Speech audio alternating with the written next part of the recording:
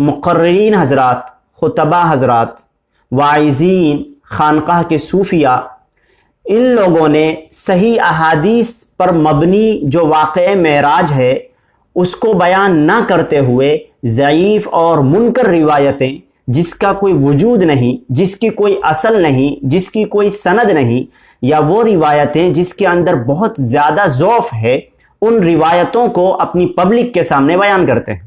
بعض روایتیں اس قسم کی ہے کہ اس کے اندر انبیاء کی توہین تک کا پہلو موجود ہے۔ علماء امتی کا انبیاء بنی اسرائیل، میری امت کے علماء بنی اسرائیل کے انبیاء کی طرح ہیں۔ شمائل امدادیہ، یہ حاجی امداد اللہ مہاجر مکی صاحب ہیں، یہ سید الطائفہ دیوبندیہ ہیں، یعنی دیوبند کے سرخیل ہیں، سید ہیں، جناب ہیں۔ لا اصل لہ کما قال الدمیری والزرکشی والعسقلانی، یعنی کہ اس کی کوئی اصل نہیں، جیسا کہ علامہ دمیری اور زرکشی اور عسقلانی نے کہا۔ آپ علماء امت کو انبیاء کے صف میں کھڑے کر رہے ہیں، یعنی انبیاء بنی اسرائیل کی فضیلت کو گرا رہے ہیں۔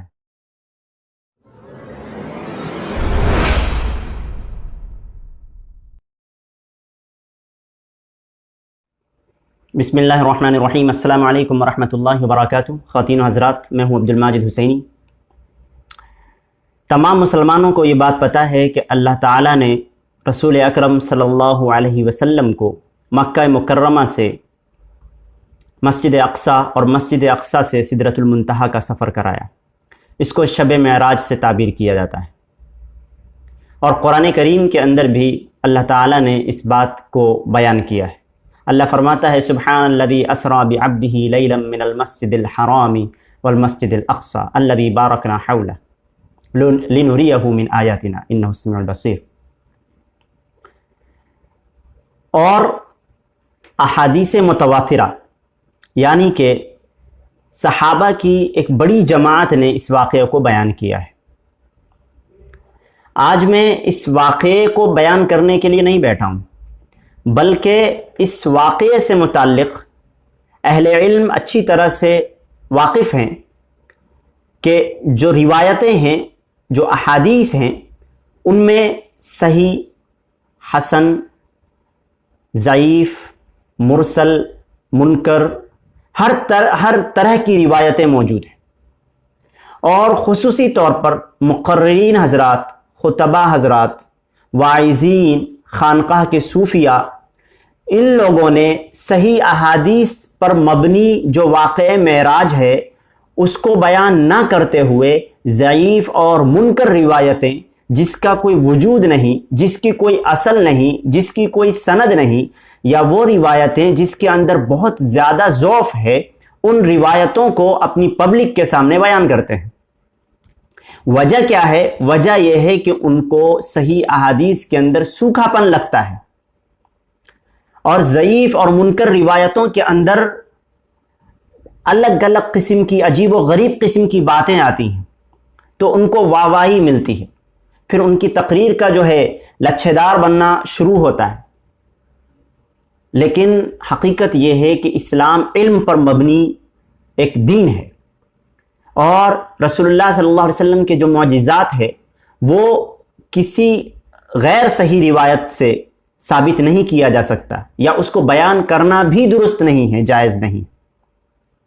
بعض روایتیں اس قسم کی ہے کہ اس کے اندر انبیاء کی توہین تک کا پہلو موجود ہے، جس روایت کے متعلق آج میں بات کرنے والا ہوں، جیسا کہ وہ روایت ہے علماء امتی کا انبیاء بنی اسرائیل، میری امت کے علماء بنی اسرائیل کے انبیاء کی طرح ہیں، یعنی امت محمدیہ کے جو علماء ہے وہ کس کی طرح ہیں؟ انبیاء بنی اسرائیل کی طرح۔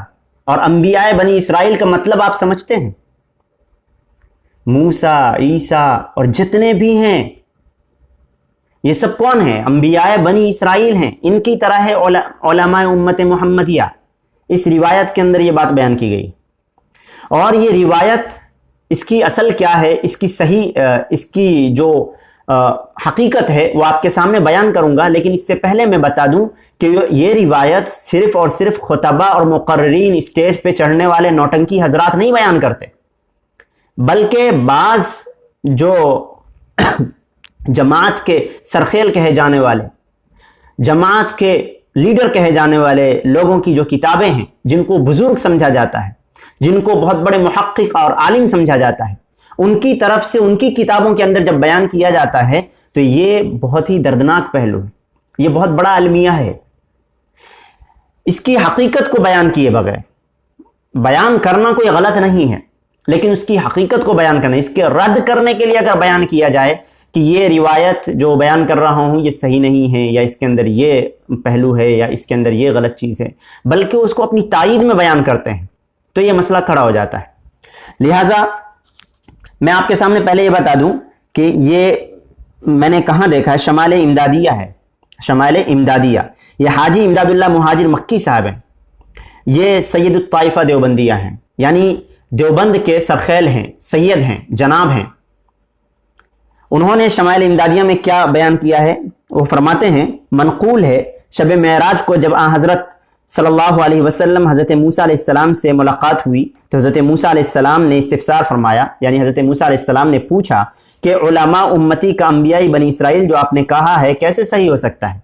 यानी मूसा अलैहिस्सलाम ने रसूलुल्लाह सल्लल्लाहु अलैहि वसल्लम को फरमाया कि ए हज़रत मोहम्मद सल्लल्लाहु अलैहि वसल्लम, आपने ये फरमाया है कि मेरी उम्मत के जो उलमा है वो बनी इसराइल के अंबिया की तरह हैं, ये कैसे सही हो सकता है। उन्होंने एतराज़ जाहिर किया है, यानी ये फरमा रहे हैं, ये लिख रहे हैं। तो हज़रत हुज्जतुल इस्लाम इमाम गज़ाली रहमतुल्लाह अलैह हाजिर हुए, यानी जब ये सवाल हुआ तो फिर रसूलुल्लाह सल्लल्लाहु अलैहि वसल्लम के पास कौन, हज़रत हुज्जतुल इस्लाम इमाम गज़ाली हाजिर हुए, इमाम गज़ाली हाजिर हुए। इमाम गज़ाली कौन है? ये उलमा में से हैं, यानी इमाम है, आलिम है, किसके? उम्मत मुहम्मदिया के। वो हाजिर हुए और सलाम ब इज़ाफ़े अल्फाज बरकातुहु व मग़फ़िरतुहु वगैरह अर्ज़ किया, यानी सलाम किया और आगे बरकातुहु व मग़फ़िरतुहु के साथ अर्ज़ किया। आप तो हज़रत मूसा अलैहिस्सलाम ने फरमाया ये तवालत बुज़ुर्गों के साथ, तो हज़रत मूसा अलैहिस्सलाम ने फरमाया कि ये तवालत बुज़ुर्गों के सामने करते हो, यानी कि ये इस तरह से इतना लंबा जो है बुज़ुर्गों के सामने करते हो। आपने अर्ज़ किया कि आपसे हक़ ताला ने सिर्फ इस कदर पूछा था, मातिल का बियमीनिक या मूसा, यानी जब इमाम गज़ाली से हज़रत मूसा अलैहिस्सलाम ने फरमाया कि क्या कहते हैं, तुम इतना तवालत से बात करते हो बुज़ुर्गों के सामने, यानी अपने और रसूलुल्लाह सल्लल्लाहु अलैहि वसल्लम के मुतालिक फरमाया कि हम बुज़ुर्ग हैं, हमारे सामने इतनी तवालत से बात करते हो। तो उन्होंने जवाब दिया, जवाब क्या दिया कि आपसे भी अल्लाह ताला ने सवाल किया था, वमा तिल्का बियमीनिका या मूसा, ए मूसा तेरे दाहिने हाथ में क्या है? ये कुरान करीम की आयत है, यानी अल्लाह सवाल करता है मूसा से। तो फिर वो फरमाते हैं तो आपने क्यों जवाब में इतना तवील दिया कि हिया आसाया तवक्कउ अलैहा व हुश्शु बिहा अला गनमी व लिया फीहा मआरिब उखरा, यानी कि इतना लंबा जवाब क्यों दिया कि ये डंडा है, अतवक्कउ अलैहा, मैं इस पर टेक लगाता हूँ, अहुश्शु बिहा अला गनमी व लिया फीहा, अहुश्शु बिहा, और इससे पत्ते झाड़ता हूँ, अला गनमी, अपने बकरियों के लिए, व लिया फीहा मआरिब उखरा वगैरह वगैरह। तो इतना लंबा जवाब क्यों दिया? तो हज़रत सल्लल्लाहु अलैहि वसल्लम ने, यानी हज़रत मोहम्मद सल्लल्लाहु अलैहि वसल्लम ने फरमाया, अद्दिब या गज़ाली, अदब कर ए गज़ाली, यानी गज़ाली को कहा कि अदब कर। यह वाक़या शमाइल इमदादिया सफ़ा नंबर 134 में मौजूद है। और ये शब मेराज के मुतालिक फरमाया, मनकूल है कि शब मेराज को जब हज़रत सल्लल्लाहु अलैहि वसल्लम गए। अब मैं इस रिवायत के मुतालिक आगे बयान करूं, इससे पहले मैं एक और बात बयान कर दूं कि अबुल हसन अली मियां अल हसनी अन्नदवी, ये बहुत बड़े आलिम, इनकी किताबें पढ़ के हम बड़े हुए हैं, इनकी किताबें हमने अदबियात की पढ़ी है, तभी जाकर आलमियत में आगे बढ़े हैं। इनकी एक किताब है सवाने हज़रत मौलाना अब्दुल कादिर रायपुरी, यानी अब्दुल कादिर रायपुरी साहब जो हैं उनकी सवाने इन्होंने लिखी है, अबुल हसन अली मियां नदवी रहमतुल्लाह अलैह ने। तो वो लिखते हैं, उसमें सफ़ा नंबर 116 में लिखते हैं कि हज़रत मौसूफ़ की मजालिस और निज़ामुल औक़ात का जिक्र करते हुए, हज़रत की मजलिस का रंग बिल्कुल ऐसा ही जैसा कि छोटे पैमाने पर अंबिया किराम अलैहिमुस्सलाम का रंग है। ठीक है, आगे देखिए फरमाते हैं, उलमा उम्मती का अंबिया बनी इसराइल वाली हदीस साफ चस्पा होती थी, यानी सिफत बयान की है कि जो उनका टाइमिंग वगैरह बयान करते हुए फरमाया कि मजलिस का रंग बिल्कुल ऐसा ही जैसे कि छोटे पैमाने पर अंबिया किराम अलैहिमुस्सलाम का रंग है, यानी कि छोटे पैमाने पर देखा जाए तो अंबिया अलैहिमुस्सलाम का रंग है, हयात तरीक़ा वही है। और फिर आगे कहते हैं उलमा उम्मती का अंबिया बनी इसराइल वाली हदीस साफ चस्पा होती है, यानी कि ये जो हदीस है वो साफ चस्पा होती है इस पर। यह है बेहतियाती, یہ ہے بے احتیاطی. یعنی کہ اس سے پتہ چلتا ہے کہ حدیث کے متعلق ہمارے اندر کتنی بے راہ روی ہے. یعنی ابو الحسن علی میاں ندوی رحمۃ اللہ علیہ کی شخصیت چھوٹی نہیں ہے، حاجی امداد اللہ مہاجر مکی صاحب کی حیثیت چھوٹی نہیں ہے، لیکن کیا ہے، بیان کر رہے ہیں اور اس کو بطور تائید بیان کر رہے ہیں. اب میں آپ کے سامنے اس حدیث کے متعلق بیان کر دوں. یہ حدیث یعنی یہ جو روایت ہے، اس روایت کے متعلق آپ کے سامنے بیان کر دیتا ہوں کہ یہ کیا ہے آخر. یہ جو واقعہ میں نے آپ کے سامنے بیان کیا شمائل امدادیہ کے حوالے سے، انہوں نے فرمایا منقول ہے شب معراج میں جب رسول اللہ صلی اللہ علیہ وسلم سے ملاقات ہوئی حضرت موسیٰ علیہ السلام کی وغیرہ. یہ واقعہ دراصل امام راغب الاصفہانی نے محاضرات الادباء میں درج کیا ہے، اور انہی کے حوالے سے شیخ اسماعیل حقی نے تفسیر روح البیان کے اندر نقل کیا ہے، جس کا خلاصہ یہ ہے کہ جناب شاذلی کا بیان ہے کہ میں مسجد اقصیٰ میں سویا ہوا تھا کہ کیا دیکھتا ہوں کہ مسجد اقصیٰ کے صحن میں بھیڑ ہے، حضرت تخت پر رونق افروز ہیں اور باقی انبیاء کرام زمین پر بیٹھے ہیں. حضرت موسیٰ علیہ السلام نے حضرت سے عرض کیا، آپ نے فرمایا علماء امتی کا انبیاء بنی اسرائیل، یعنی کہ میری امت کے علماء بنی اسرائیل کے انبیاء کی مانند ہے، تو آپ صلی اللہ علیہ وسلم ان میں کوئی عالم دکھائیں. یعنی حضرت موسیٰ علیہ السلام نے رسول اللہ صلی اللہ علیہ وسلم کو فرمایا کہ آپ نے یہ کہا ہے کہ میری امت کے علماء جو ہے انبیاء بنی اسرائیل کی طرح ہیں، ان کے مانند ہیں، تو آپ ان میں سے کوئی عالم دکھائیں. حضرت صلی اللہ علیہ وسلم نے امام غزالی کی طرف اشارہ کیا تو حضرت موسیٰ علیہ السلام نے ان سے ایک سوال کیا جس کے امام غزالی نے 10 جوابات دیے. حضرت موسیٰ علیہ السلام نے فرمایا جواب سوال کے مطابق ہونا چاہیے، ایک سوال کا ایک ہی جواب دینا چاہیے. امام غزالی پلٹ کر عرض کرتے ہیں، جواب دیتے ہیں کہ جناب اللہ تعالیٰ نے آپ سے بھی ایک ہی سوال کیا تھا، اے موسیٰ تمہارے ہاتھ میں کیا ہے، تو آپ نے اس کی کئی جواب دیے تھے. لہٰذا یہ روایت جو ہے اس طرح سے ہے. یعنی امام راغب الاصفہانی نے محاضرات الادباء کے اندر اور شیخ اسماعیل حقی نے تفسیر روح البیان کے اندر بیان کیا ہے. اور یہ جناب شاذلی رحمۃ اللہ علیہ کا خواب ہے، اور یہ خواب کس کے اوپر ڈیپینڈ ہے؟ اسی حدیث کے اوپر ڈیپینڈ ہے، یعنی اسی روایت کے اوپر ڈیپینڈ ہے. اب اس روایت کا حال پہلے سمجھ لیجئے. یہ علامہ سخاوی لکھتے ہیں کہ ہمارے شیخ یعنی حافظ ابن حجر الاسقلانی اور ان سے پہلے علامہ دمیری اور علامہ زرکشی نے کہا ہے کہ اس روایت کی کوئی اصل نہیں، اور بعض نے یہ بھی کہا ہے کہ اس روایت کا کسی معتبر کتاب میں ذکر ہی نہیں ہے، کسی معتبر کتاب میں ذکر ہی نہیں ہے. اور اس کے علاوہ ملا علی قاری حنفی رحمۃ اللہ علیہ انہوں نے فرمایا ہے المصنوع فی معرفت الحدیث الموضوع کے اندر اور اسرار المرفوعہ فی الاخبار الموضوعہ کے اندر کہ لا اصل لہ کما قال الدمیری والزرکشی والاسقلانی، یعنی کہ اس کی کوئی اصل نہیں جیسا کہ علامہ دمیری اور زرکشی اور اسقلانی نے کہا ہے.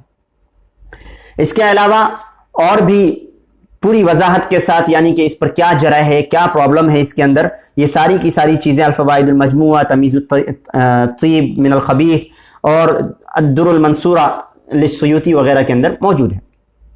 اور اس کے علاوہ علامہ البانی لکھتے ہیں کہ لا اصل لہ باتفاق العلماء، یعنی کہ علماء کا اتفاق ہے کہ یہ حدیث بے اصل ہے، یہ حدیث بے اصل ہے. تو اب اندازہ کیجئے کہ یہ بے اصل روایت جس کی کوئی اصل ہی موجود نہیں، جس کی کوئی اصل ہی موجود نہیں، یعنی موضوع ہے، من گڑت روایت ہے، اور اس روایت کو بیان کیا جاتا ہے. اور اس روایت کی رکاکت کو جانتے ہیں آپ، اس روایت کے اندر علماء امتی کی فضیلت تو آپ کے سمجھ میں آ گئی کہ میری امت کے علماء کی فضیلت بیان کی جا رہی ہے، لیکن نہیں، آپ علماء امت کو انبیاء کے صف میں کھڑے کر رہے ہیں، یعنی انبیاء بنی اسرائیل کی فضیلت کو گرا رہے ہیں، انبیاء بنی اسرائیل کی فضیلت کو، رسول انبیاء جو بنی اسرائیل میں پیدا ہوئے، اور اکثریت انبیاء کی کس میں ہے؟ اکثر انبیاء کس میں پیدا ہوئے؟ بنی اسرائیل میں. پھر ان تمام انبیاء کو برابر قرار دے رہے ہیں علماء امت سے. اس کی رکاکت، اس کے اندر جو توہین آمیز بات ہے، یہ سمجھنی چاہیے. لہٰذا مجھے امید ہے کہ آپ حضرات کے سامنے یہ جو علماء امتی کا انبیاء بنی اسرائیل والی جو روایت ہے آپ سنتے رہتے ہیں مقرروں کی زبانی اور کتابوں میں، قصہ کہانیوں میں، خانقاہوں میں سنتے رہتے ہیں، اس کی کوئی اصل موجود نہیں، یہ حدیث نہیں ہے، یہ حدیث نہیں ہے. یہ جناب شاذلی رحمۃ اللہ علیہ کا خواب ہے، اور خواب جو ہے، خواب سچا بھی ہوتا ہے، لیکن خواب کی بنیاد کیا ہے؟ یہ روایت ہے، اور یہ روایت ہی جھوٹی ہے، گڑی ہوئی ہے، تو پھر اس خواب کا کیا اعتبار؟ یعنی جس خواب کے اندر یہ روایت کی بنیاد ہے، جس خواب کی بنیاد یہ روایت ہے، وہ روایت ہی گڑی ہوئی ہے، تو پھر اس خواب کی حقیقت آپ اندازہ کر لیجئے۔ اور اس کے علاوہ بھی یہ جو خواب بیان کیا گیا ہے یہ بھی صحیح سند کے ساتھ موجود نہیں ہے، یہ بھی صحیح سند کے ساتھ موجود نہیں ہے۔ لہٰذا مجھے امید ہے کہ آپ حضرات نے اس مسئلے کو سمجھ لیا ہوگا۔ مجھے اجازت دیجیے، انشاءاللہ تعالیٰ پھر ملتے ہیں ایک نئے ویڈیو میں، نئے ٹاپک کے ساتھ۔ جب تک کے لیے اجازت چاہتا ہوں۔ السلام علیکم ورحمۃ اللہ وبرکاتہ۔